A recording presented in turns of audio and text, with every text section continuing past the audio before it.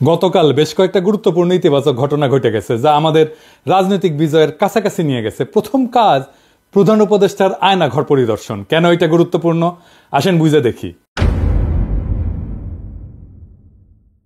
আমরা আয়নাঘরের কথা প্রথম জানতে পারি নেত্র নিউজের একটা প্রতিবেদনে 22 আগস্ট 2022 সালে। সারা দুনিয়া চমকায় ওঠে। কিছু ছবি বাইরে আসে আয়নাঘরের, কিভাবে বন্দীদের রাখা হয়, কারা কারা আছে আমরা জানতে পারি। ওই প্রতিবেদনে আমরা জানতে পারি ব্যারিস্টার আরমান আর ব্রিগেডিয়ার আজমি ওই আয়নাঘরে আছেন। ওই মৃত্যুপুরী থেকে বেঁচে ফিরে আসেন একজন ভাগ্যবান সেনা অফিসার কর্নেল হাসিনুর রহমান। উনি আমাদের জানান এই ব্রিগেডিয়ার আজমি এবং আরমান বেঁচে আছে, ওইখানেই আছে। এইখানে শুধু আটকায় রাখা হইতো না, নির্যাতন চালানো হইতো। আপনি জেলে যান অপরাধ কইরা, কিন্তু জানেন আপনি কবে ছাড়া পাবেন, আপনার পরিবার জানে আপনি কোথায় আছেন, আপনার আইনজীবী আপনার পক্ষে সওয়াল জবাব করতে পারে আদালতে, আপনার পরিবার আপনার সাথে দেখা করতে পারে, আপনি জেলে বই পড়তে পারেন, নামাজ পড়তে পারেন, খেলাধুলা করতে পারেন, গল্প করতে পারেন, অসুস্থ হইলে চিকিৎসা নিতে পারেন, ওইখানে হাসপাতাল আছে, ভালো মন্দ খাইতে পারেন। এখানে কিছুই নাই, কোনো বিচার নাই, শুধু পশুর মতো আটকায় রাখা। আর এটা কোথায়? ক্যান্টনমেন্টের ভেতরে। নেত্র নিউজের প্রত্যেকটা বর্ণ সত্যি ছিল। এটা ছিল হাসিনার গোপন বন্দিশালা, যাদের কোনোভাবেই আইনত কারাগারে রাখা যায় না, দণ্ড দেওয়া যায় না, তাদের এই আয়না ঘরে রাখা হইতো। আমরা জানতাম একটা আয়নাঘর আছে, কিন্তু অবিশ্বাস্য হইলেও আমরা জানছি একটা না 700 থেকে 800 এরকম গোপন বন্দিশালা ছিল। বাংলাদেশে যত আয়নাঘর আছে প্রত্যেকটা খুঁজে বের করা হবে। সোফার আমাদের কাছে গুম কমিশনের ইনভেস্টিগেশন অনুযায়ী এবং সিকিউরিটি ফোর্সে যা ইনভেস্টিগেশন করেছে আমরা জেনেছি এটার সংখ্যা কয়েকশো, মেবি 700 থেকে 800, এবং এইটা আরও বের হচ্ছে। এই আয়নাঘর পরিদর্শনের অনুমতি পায় গুম কমিশন সেপ্টেম্বর মাসে। 3রা অক্টোবর আমরা জানতে পারি অনেক আলামত মুছে ফেলা হয়েছে, ভেঙে ফেলা হয়েছে দেওয়াল, রং করা হয়েছে নতুন কইরা। দেওয়ালে বন্দিরা অনেক কিছু লিখে রাখছিল, আমরা কিছু কিছু দেখতে পাচ্ছি এখনো আছে। তাদের কষ্টের কথা, তাদের যন্ত্রণার কথা লিখে রাখছিল, সেটা মুছে দেওয়া হয়েছে। জানুয়ারি মাসের 19 তারিখ সিদ্ধান্ত হয় প্রধান উপদেষ্টা যাবেন পরিদর্শন আয়না করে। তারিখ ঠিক হয়েছিল 3রা ফেব্রুয়ারিতে পরিদর্শন হবে, কিন্তু সেইটা স্থগিত হয়। 5ই ফেব্রুয়ারিতে নেত্র নিউজই জানায় আর্মির চাপে এই পরিদর্শন হচ্ছে না। সংবাদে ছাপা ওয়াকারুজ্জামান বহু আকাঙ্ক্ষিত এই শক্ত গুরুত্বপূর্ণ কাজটা করতে প্রধান উপদেষ্টাকে বাধা দিছে। এখনো সে গুম খুন নির্যাতনকারী ডাকাত প্রকৃতির দুর্বৃত্ত সেনা কর্মকর্তাদের পক্ষ নিয়ে প্রফেসর ইউনূসের সরকারের উপর নানা ধরনের বেআইনি এবং অন্যায্য অন্যায় চাপ সৃষ্টি করে যাচ্ছে এবং ভয়ভীতি দেখাচ্ছে। আয়নাঘরের বন্দি আজমি সাহেবকে ডেকে নিয়ে গেছিল ওয়াকার সাহেব, বলছিল স্যার এটা নিয়ে কথা বললেন না, আর্মির বদনাম হবে। আপনার কি দরকার স্যার, আপনি বলেন। তারপরে একটা কাজ করা হয়েছিল, জাতিসংঘের সাপোর্ট আনা হয়েছিল, আর্মি চিফ যেন এই চাপ অনুভব করে সেনাপ্রধানের সাথেও দেখা করছিল, কাম হয় নাই। টিএফআই যে আয়নাঘর ছিল ওইখানে প্রসিকিউশন টিম ভিজিট করতে গেছিল কিছুদিন আগে। যেদিন যায় সেদিন সেখানে একটা বালতিতে 5টা তাজা শক্তিশালী টাইম বোমা রাখা ছিল। প্রসিকিউশন টিমের একজনের চোখে ভাগ্যক্রমে বাড়ায় থাকা একটা তার চোখে পড়ে, তাই কোনো দুর্ঘটনা ঘটার আগেই সেই বোমাগুলোকে নিষ্ক্রিয় করা হয়। এতই শক্তিশালী ছিল সেই বোমা যে পুরা বিল্ডিং উড়ে যাইত। আল্লাহর কি কাম, হাসিনার বক্তিমা মারার ইচ্ছা হইল, পাবলিকে গেল খেইপা। 5ই ফেব্রুয়ারিতে 32 নম্বরে চালানো হইল বুলডোজার, চুরমার করে দেওয়া হইল 32 নম্বর আওয়ামী লীগের তীর্থভূমি। আমি বলছিলাম এখন প্রধান উপদেষ্টাকে আয়নাঘর পরিদর্শন করতে হবে। 6 তারিখে সিদ্ধান্ত হইল তিনি যাবেন, সেটা বাস্তবায়ন হইল। তাহলে বুঝতে পারছেন 5ই ফেব্রুয়ারিতে 32 নম্বরে বুলডোজার চালানো কত বড় রাজনৈতিক বিজয় ছিল। ওয়াকারুজ্জামান পিছায় গেছিল, সে বাধ্য হয়েছে জনতার চাপে পিছু হটতে। এইখানে সামি আলাপ তুলছে আল জাজিরার এক একটা ইউনিট আলাদা আলাদা, তাই আল জাজিরার তানভীর আছে, কিন্তু সামির ইউনিটকেও ডাকা হয় নাই।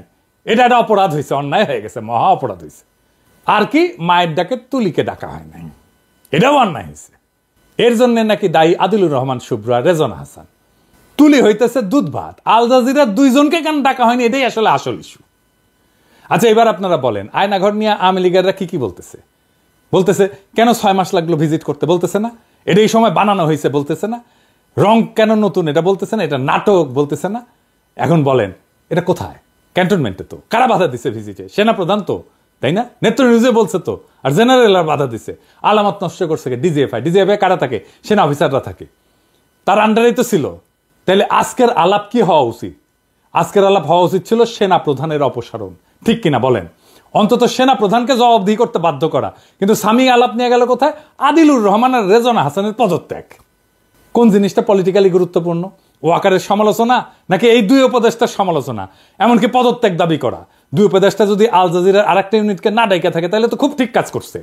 আপনারাই বলেন, আর একজনকে নেওয়ার যদি স্পেস থাকতো, আর একটা সাংবাদিককে, আর একটা সংবাদ মাধ্যমকে, তাহলে আল জাজিরার আরেকটা ইউনিটকে না ডাইকা এএফপিকে ডাকা উচিত ছিল না? এই এএফপির ইন্টারনেট কানেকশন ইউজ করে ইন্টারনেট ছাড়া অবরুদ্ধ বাংলাদেশে গণহত্যার খবর সবাইকে জানাতে পারছে দেশের বাইরে সবাই। এএফপির কি ভূমিকা ছিল ফ্যাসি বিরোধী লড়াই সেটা সবাই জানে। তাহলে কার হক বেশি, এএফপির নাকি আল জাজিরা, যাদের একজন আছে তারপর আরেকজনকে নিতে হবে? ন্যায্য বলে তো একটা বিষয় আছে। তুলিকে নেওয়া হয় নাই কারণ আগে সিদ্ধান্ত হয়েছিল ভিকটিমকে নেওয়া হবে, ভিকটিমের ফ্যামিলি না। ভিকটিমের ফ্যামিলি না হলে তুলির নাম এক নম্বরে থাকতো। কিন্তু তুলি তো স্বামীর ইস্যু না, তুলির কথা আনছে তার নিজের দাবিটাকে স্ট্যাবলিশ করার জন্য। তুলি সম্পর্কে বলি, তুলি মায়ের ডাক সংগঠনকে নিয়ে এক অভাবনীয় প্রতিরোধ গড়ে তুলছিল হাসিনা রেজিমের বিরুদ্ধে। সেটা বাংলাদেশের ফ্যাসি বিরোধী লড়াইয়ের ইতিহাসে স্বর্ণাক্ষরে লেখা থাকবে। আমি তুলিকে প্রধান উপদেষ্টা বিশেষ সহকারী করার কথা বলছিলাম সেই অগাস্ট মাসে। আমার সেই প্রস্তাব এখনো আছে, তুলিকে বিশেষ সহকারী করতে হবে প্রফেসর ইউনূসের। তবে ইমিডিয়েটলি তুলিকে আইন মন্ত্রণালয়ের অধীনে যে হিউম্যান রাইটস কমিশন আছে তার কমিশনার নিয়োগ দেওয়া হোক। এটা ইমিডিয়েটলি 1 সপ্তাহের মধ্যে করা হোক। তুলিকে আমাদের দ্রুত কাজে লাগাইতে হবে, সে আমাদের সম্পদ এবং আমরা সবাই তুলিকে ভালোবাসি। আমি প্রয়োজনে প্রফেসর ইউনূসের সাথে কথা বলবো তুলিকে বিশেষ সহকারী করার জন্য। তবে হিউম্যান রাইটস কমিশনের কমিশনার হিসেবে কিছুদিন অভিজ্ঞতা সঞ্চয়ের পরে তাকে যেন বিশেষ সহকারী করা হয়। এইবার আসেন একটা গুরুত্বপূর্ণ বিষয় নিয়ে আলাপ করি। জাতিসংঘের ফ্যাক্ট ফাইন্ডিং কমিশন 1 জুলাই থেকে 15 আগস্ট পর্যন্ত যা যা ঘটছে তার একটা রিপোর্ট করছে। সেইখানে তারা বলছে হাসিনা সরকার গুরুতর মানবাধিকার লঙ্ঘন করছে। এটা হাসিনার নির্দেশেই হয়েছে। এমনকি হাসিনা আন্দোলনের সংগঠক এবং সমন্বয়কদের হত্যা করে তাদের লাশ গুম করে ফেলার নির্দেশ দিচ্ছিল বলে জানাইছে জাতিসংঘ। তবে এই রিপোর্টের 7 নম্বর পয়েন্টটা খুব গুরুত্বপূর্ণ। ইংরেজি যেহেতু কইছে তাহলে ঠিকই কইছে, কিন্তু আমি বাংলা করে কইতেছি। কইছে সেনাবাহিনীর দ্বৈত ভূমিকা।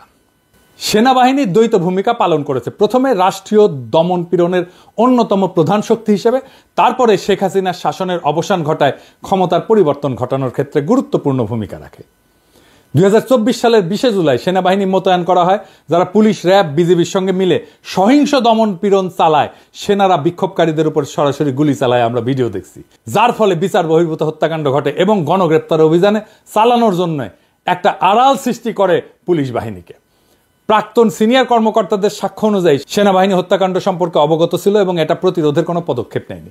ফরেন্সিক পরীক্ষায় দেখা গেছে বিক্ষোভের সময় নিহতদের 66% সেনাবাহিনী গ্রেডের রাইফেলের গুলিতে মারা গেছে, যা শুধুমাত্র সেনাবাহিনী, র্যাব এবং বিজেপির জন্য বরাদ্দ ছিল। নিরস্ত বিক্ষোভকারীদের উপর আর্মার পিয়ার্সিং গুলি, মানে বর্ম পড়া থাকলেও যেটা ফুটা করে ঢুকে যাবে, এরকম গুলি ব্যবহারের প্রমাণ পাওয়া গেছে, যা পুলিশের বা সাধারণ নাগরিকদের কাছে থাকার কথা না। ফরেন্সিক এবং ব্যালিস্টিক বিশ্লেষণে নিশ্চিত করছে যে নিহতদের শরীরে পাওয়া গুলির উৎস সেনাবাহিনীর অস্ত্রাগার। আগস্টের শুরুতে সেনাবাহিনীর অভ্যন্তরে অসন্তোষ বাড়তে থাকে, বিশেষ করে জুনিয়র অফিসারদের মধ্যে, যারা বেসামরিক নাগরিকদের উপর গুলি চালাতে অস্বীকৃতি জানায়। 5ই আগস্ট যখন লক্ষ লক্ষ বিক্ষোভকারী ঢাকার অভিমুখে যাত্রা করে, তখন সেনাবাহিনী এবং বিজিবি বাধা না দিয়ে সরে দাঁড়ায়। এর ফলে শেখ হাসিনাকে সশস্ত্র বাহিনীর একটা হেলিকপ্টারে করে ঢাকা থেকে সরায় নেওয়া হয়, যা কার্যত তার শাসনের অবসান ঘটায়। আয়নাঘর আর হাসিনার করা খুনের 66% মিলিটারি গ্রেডের অস্ত্র দিয়ে হওয়ার 2 ঘটনায় সেনা প্রধান পড়ছে চাপে। এখন সেনা প্রধানকে বাঁচাইতে আসছে, স্বামী আসছে বাঁচাইতে। সেনা প্রধান আর ডিজিএফআইয়ের এখন একটা আড়াল দরকার ছিল, যার পিছনে সে লুকাইতে পারে। স্বামী একটা তুচ্ছ বিষয় নিয়ে সেনা প্রধানের দায়কে আড়াল করে দিল। যেই সময় সবচেয়ে বেশি সমালোচনা হওয়া উচিত ছিল আয়নাঘর আর মিলিটারি গ্রেডের অস্ত্র দিয়ে গুলি করে বিক্ষোভকারীদের হত্যা করার সেনা প্রধানের ভূমিকা নিয়ে, সেই সময় দাবি করা হচ্ছে আদিলুর রহমান শুভ্র আর রেজওয়ানা হাসানের পদত্যাগের। কারণ আল জাজিরা শুধু একটা ইউনিটকে ডাকা হয়েছে, 2টা ইউনিটকে কেন ডাকা হয় নাই? এই প্রসঙ্গে আমার একটা মজার একটা কৌতুক মনে পড়লো, স্বামী কিছু মনে করেন না। এক ছোট বাচ্চা শার্ট কিনবি, তো বাপে কইছে বাবা শার্ট কিনবো। তা বাপ কইছে যে বাবা আমি তো যাইতে পারবো না, তোমাকে টাকা দিলে তুমি কিনতে পারবা। হ্যাঁ কিনতে পারবো। 100 টাকা দিছে। বলছে দোকানদাররা কিন্তু খুব খারাপ, বুঝছাও, তুমি যে দাম চাইবে না তার অর্ধেক বলবা। তো বলছে আচ্ছা ঠিক আছে বলবো। দোকানে গেছে, শার্ট পছন্দ হয়েছে, দাম চাইছে। কত দাম? বলছে 100 টাকা দাম। তো বলছে 50 টাকায় দেবেন? তো বলছে আচ্ছা ঠিক আছে তুমি 50 টাকাই দাও। বলছে 25 টাকায় দেবেন? বলছে আচ্ছা ঠিক আছে বাবা তুমি 25 টাকাই দাও। 12.5 টাকায় দেবেন? তখন বলছো বাবা তোমার পয়সা পয়সা দিতে হবে না, তুমি এমনি এমনি নিয়ে যাও। তাহলে আমাকে 2টা শার্ট দিতে হবে, মানে এমনি এমনি দিলেও 2টা শার্ট দিতে হবে। এই হইতেছে স্বামীর আবদার। আল জাজিরার 2জনকে নিতে হবে, একজনকে ডাকলে হবে না।